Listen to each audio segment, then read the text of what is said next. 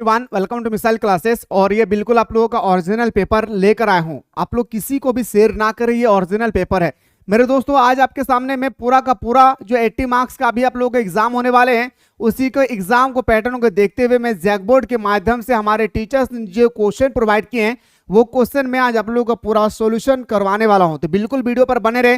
Channel पर नए आए तो चैनल को सब्सक्राइब करके बेल आइकन को जरूर प्रेस करें और जितना ज्यादा हो सके इस वीडियो को कोरोना वायरस की तरह से हर एक उस स्टूडेंट्स तक इस वीडियो को पहुंचाएं जो एग्जाम की प्रिपेयर कर रहे हैं। मेरे दोस्तों, पहला जो हम लोग का क्वेश्चन आते हैं, वो पहला जो हमारा क्वेश्चन है कि हड़प्पा सभ्यता जो है वो हमारा किस नदी के किनारे स्थित है। तो हम सभी को अच्छी तरह से पता है मेरे शेर और शेरनियों कि जो हमारे हड़प्पा सभ्यता है सर, वो बिल्कुल हमारे रावी नदी के तट पर स्थित है। कहां पे सर? तो हमारे हड़प्पा सभ्यता बिल्कुल रावी नदी के तट पर स्थित है। इसकी खोज मेरे दोस्तों किसने किया था? दयाराम साहनी ने। इस सब सारी चीज को ना एकदम बेहतर तरीके से आप लोगों को कर लेना है।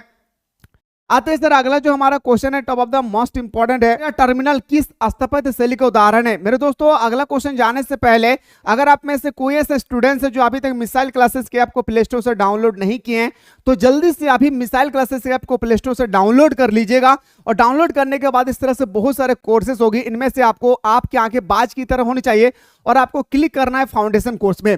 आप जैसे इस फाउंडेशन कोर्स में क्लिक करेंगे मेरे दोस्तों, यहाँ पे बेटर तरीके से आप लोगों का बहुत बेहतरीन तरीके से हाफ ईयरली, फाइनल एग्जाम और ब्लूप्रिंट का या वीकली टेस्ट का या आप लोगों का सारा एग्जाम के अकॉर्डिंग यहाँ पे तैयारी किया जा रहा है। सुबह शाम दोनों टाइम ऑनलाइन क्लास चल रही है, जहां पे छोटे छोटे बच्चे भी मेरे दोस्तों यहाँ पे समझ सकते हैं। इतना साधारण लैंग्वेज में आप लोगों को बताया जा रहा है।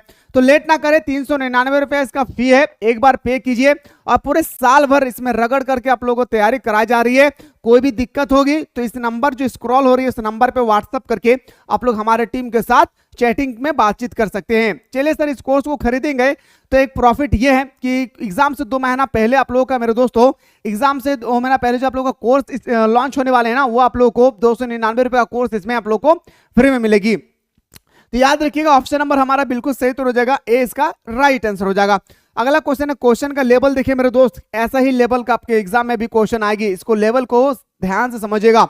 विजयनगर साम्राज्य की स्थापना कब हुई थी? याद रखिएगा मेरे दोस्तों, 2 भाई ने किया था, हरिहर राय और बुक्का राय ने किया था। याद रखिएगा मेरे दोस्तों, कौन सा नदी के किनारे? तुंगभद्रा नदी के किनारे। क्वेश्चन को समझते चलिएगा। तुंगभद्रा नदी के किनारे इसकी स्थापना किया था 1336 में। कब किया था मेरे शेर शेरनियों? तो बताएंगे से 1336। अभी मैं आप लोगों को हिस्ट्री बता रहा हूं, इसके बाद कौन सा सब्जेक्ट के बारे में आप लोग देखना चाहते हो और बिल्कुल ओरिजिनल पेपर, तो जल्दी से आप लोग बता दीजिएगा। क्वेश्चन नंबर आते हैं सर 4 कि महात्मा गांधी दक्षिण अफ्रीका भारतवर्ष कब लौटे। सबसे पहले आपको तो पता होना चाहिए कि जो हमारे महात्मा गांधी है दक्षिण अफ्रीका कब गए थे, तो 1893 में। पर वापस कब आते मेरे शेर शेरनियों? तो बताएंगे सर 1915 में। कब बताएंगे सर? 1915। यानी ऑप्शन नंबर हमारा बिल्कुल सही उत्तर हो जाएगी, सी इसका राइट आंसर हो जाएगा। अगला प्रश्न है सर हम आपके सामने कि महावीर का जन्म कहां हुई है। बिल्कुल ओरिजिनल पेपर है मेरे शेर शेरनियों, किसी को भी शेयर ना करे। देखिए, नहीं तो फिर हमारी कार्रवाई हो जाएगी ना। महावीर का जन्म कहां हुआ था? तो महावीर का जो जन्म हुई थी ना मेरे भाई, याद रखिएगा कहां पे हुई थी? कुंडल वन में हुआ था। कहां पे मेरे शेर शेरनियों? तो बताएंगे सर हमारे महावीर का जन्म हुआ था कुंडल वन में। ऑप्शन नंबर हमारा सी इसका राइट आंसर हो जाएगा। अगला क्वेश्चन है कि sir anchor system was associated with, मतलब एंकर व्यवस्था संबंधित थी। जो एंकर व्यवस्था है ना वो किससे संबंधित थी? मुगल साम्राज्य से, बहमनी साम्राज्य से, दिल्ली सल्तनत से या विजयनगर साम्राज्य से। तो बताएंगे सर इसका बिल्कुल जो सही उत्तर हो जाएगी, ऑप्शन नंबर हमारा सी इसका राइट आंसर हो जाएगी। नेक्स्ट क्वेश्चन पे आगाज करते हैं। अगला प्रश्न है क्वेश्चन नंबर 7, पूछा गया है सर कि हु वाज द पार्लियामेंट और speaker of the constitution assembly, यानी संविधान सभा के अस्थायी अध्यक्ष कौन थे? संविधान सभा का अस्थायी अध्यक्ष कौन थे? तो डॉक्टर राजेंद्र प्रसाद। और अस्थायी अध्यक्ष अगर आपसे पूछा जाएगा तो डॉक्टर सच्चिदानंद सिन्हा। याद रखिएगा, अगर अस्थायी अध्यक्ष पूछा जाएगा तो डॉक्टर राजेंद्र प्रसाद। अगर आपसे पूछा जाएगा कि इसका चुनाव कब हुई थी, तो बताएंगे सर 11 दिसंबर 1946 को। एकदम ये सब को नोट डाउन करते चलिएगा, हल्के में नहीं लेना है। अगर आप चाहते हैं कि सर इस बार 90% पार करके दिखाना है और मां तेरे पसीने की हर एक बूंद को मैं मोती सा चमकाऊंगा, तो सपने बड़े देखना, मैं पूरा करके दिखलाऊंगा। अगर आप अपने माता पिता का नाम रोशन करना चाहते हैं मेरे शेर शेरनियों, तो बिल्कुल आप लोग मेहनत कीजिए, दम भर के मेहनत कीजिए। इतना मेहनत कीजिए कि आपके गांव पे सबसे सर ऊंचा आपके माँ बाप का होगा, सिर्फ इसलिए कि आपने मेहनत करके अच्छा परिणाम लाए हैं। क्वेश्चन है कि सर भारत का राष्ट्रीय गान कौन सा है? आप लोगों को पता है, जन गण मन अधिनायक जय है। अगला प्रश्न पे आते हैं सर। जो अगला क्वेश्चन हम लोग का अगला प्रश्न है कि आयन अकबरी की रचना किसने की है। तो आप सभी को पता है मेरे शेर शेरनियों, आयन अकबरी कितने भागों में विभाजित है। तो याद रखिएगा, कोई बोलते सर 3 भाग तो कोई 5 भाग। तो याद रखिएगा मेरे दोस्तों, आयन अकबरी अपनी पुस्तक को 3 भागों में विभाजित करते हैं, पर आयन अकबरी को 5 भागों में विभाजित किया गया। तो आयन अकबरी का लेखक जो होगा हमारे अबू फजल, क्या हो जाएगी, हमारा अबू फजल चाचा हो जाएगा। गांधी जी के राजनीतिक गुरु कौन थे मेरे भाई, तो गोपाल कृष्ण गोखले। मैं फिर से कह रहा हूं, ये तो मेरे दोस्तों आप लोगों को मैं टेलर दे रहा हूं, ये तो मैं आप लोगों को टेलर दे रहा हूं। अगर पूरा मूवी देखना चाहते हैं जहां पे आप लोगों को बच्चों की तरह समझाया जा रहा है, तो मेरे दोस्तों मिसाइल क्लासेस के आपको डाउनलोड करके आप आर्ट्स के फाउंडेशन कोर्स को आंख को बंद करके मेरे दोस्तों इस कोर्स को ज्वाइन कीजिए। इतना बेटर तरीके से आप लोग इसमें फैसिलिटी दिए जा रहे हैं, आप लोग के सोच के 10 गुने से भी ज्यादा आपका यहाँ पे प्रॉफिट मिलेगी। आप जो सोच रहे हैं ना उससे 10 गुना ज्यादा प्रॉफिट मिलेगी। याद रखिएगा मेरे दोस्तों, सारा सिलेक्टेड क्वेश्चन यहाँ पे आप लोगों को प्रोवाइड किए जा रहे हैं। सुबह शाम दोनों टाइम ऑनलाइन क्लास हो रहा है, लेट ना करें, जाएं कोर्स को ज्वाइन करें। क्वेश्चन में आते हैं सर 11। अशोक के अभिलेखों में कितने प्रकार के प्रांत का उल्लेख है। अशोक के जो अभिलेख थे ना भाई, उसमें 5 प्रकार के प्रांत का उल्लेख था। कितना, 5 प्रकार के। तो ऑप्शन नंबर हमारा सी इसका राइट आंसर हो जाएगा। अगला प्रश्न पे आते हैं सर। अगला जो प्रश्न है हमारा क्वेश्चन नंबर नेक्स्ट पे अगर हम मूव करें, तो अगला प्रश्न है कि भारतीय संविधान में संसदीय प्रणाली किस देश से ली गई है। संसदीय प्रणाली मैंने आप लोगों को बताया था कि मौलिक अधिकार अमेरिका से लिया गया है। अगर आपसे पूछा जाएगा कि संघात्मक व्यवस्था, तो रूस से लिया गया है। मैंने सारा चीज बताया था कि राज्य के नीति निर्देशक तत्व तो आयरलैंड से लिया गया है। आपातकाल की स्थिति जर्मनी से लिया गया है। मैंने एक एक चीज को ना आप लोगों को समझाया था। अगर आप में से कोई बंदा हमारे क्लास को कर रहे कंटिन्यू मॉर्निंग इवनिंग दोनों टाइम पे, तो आप लोगों को पता होगा। याद रखिएगा मेरे दोस्तों, संसदीय प्रणाली जो है हमारा लिया गया था कहां पे, ब्रिटेन से। कहां पे, ब्रिटेन से सर। अगला क्वेश्चन पे आते हैं। फूट डालकर विजय प्राप्त करने की कार्य सर्वप्रथम किस राजा ने किया था। मतलब फूट डालो और शासन करो। याद रखिएगा मेरे शेरों शेरनियों, फूट डालो और शासन करो की नीति को अपनाने वाला पहला जो अगर हमारे मुगल शासक थे मेरे भाई, याद रखिएगा मेरे भाई, तो वो था हमारा अजात शत्रु। क्या, अजात शत्रु। ऑप्शन नंबर सी हमारा सही उत्तर हो जाएगी। भारतीय राष्ट्रीय कांग्रेस के संस्थापक कौन थे। तो याद रखिएगा भारतीय राष्ट्रीय कांग्रेस के संस्थापक तो हम लोग बाद में डिस्कस करेंगे। सबसे पहले कांग्रेस की स्थापना याद रखिएगा मेरे दोस्तों 1885 को होती है। क्या कौन कहता है, ए.ओ. ह्यूम करता है। कौन कहता है मेरे भाई, ए.ओ. ह्यूम इसकी स्थापना करते हैं। तो इसके संस्थापक पूछे गए, याद रखिएगा मेरे दोस्त, बताएंगे सर ए.ओ. ह्यूम। लेकिन अगर आपसे पूछा जाएगा कि किसके शासन काल में मेरे दोस्तों कांग्रेस की स्थापना किया गया था, लॉर्ड डफरिन। याद रखिएगा, क्या, लॉर्ड डफरिन के शासन काल में कांग्रेस की स्थापना किया गया था। इतना डीपली आपसे क्वेश्चन एग्जाम में पूछा जाएगा।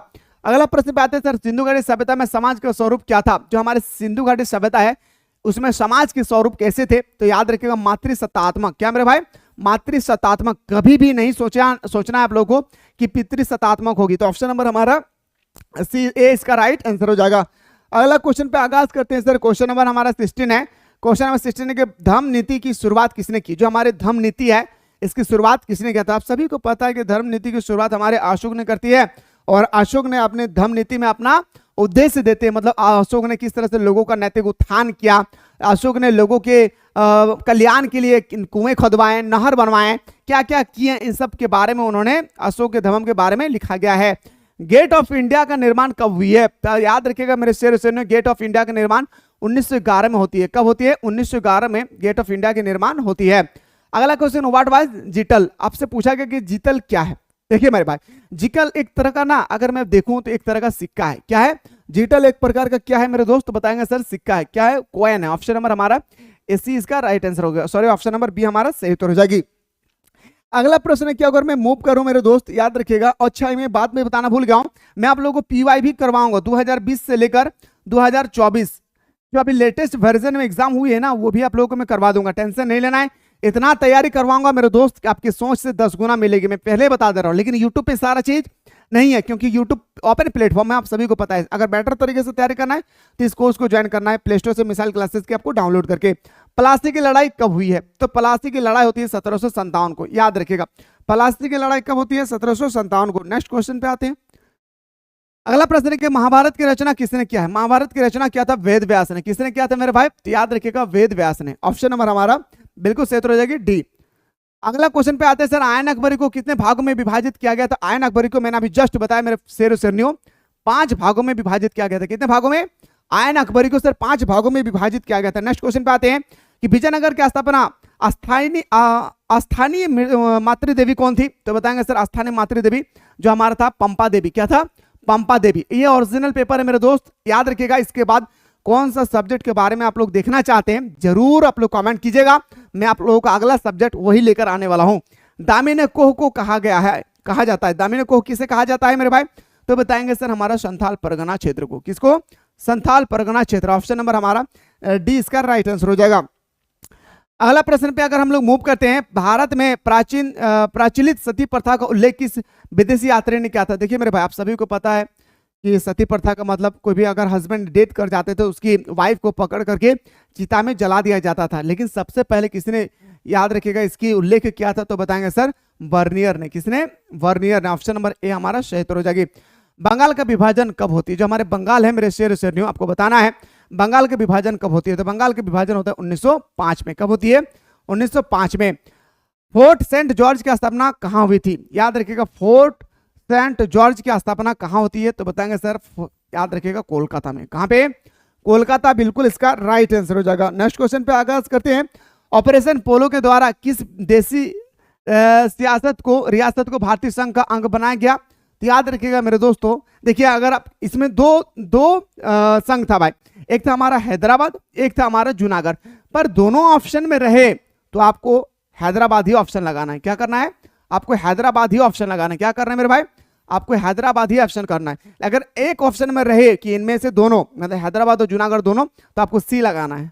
ठीक है, अगला प्रश्न पे जाते हैं सर। अगला क्वेश्चन हमारा क्वेश्चन नंबर नेक्स्ट हमसे पूछा गया है कि भारत का अंतिम वायसराय कौन था? बताइए मेरे दोस्त, भारत का अंतिम वायसराय कौन था? मैंने आप लोगों को पढ़ाया था कि भारत के अंतिम वायसराय था लॉर्ड माउंटबेटन। कौन था मेरे शेर शेरनियों?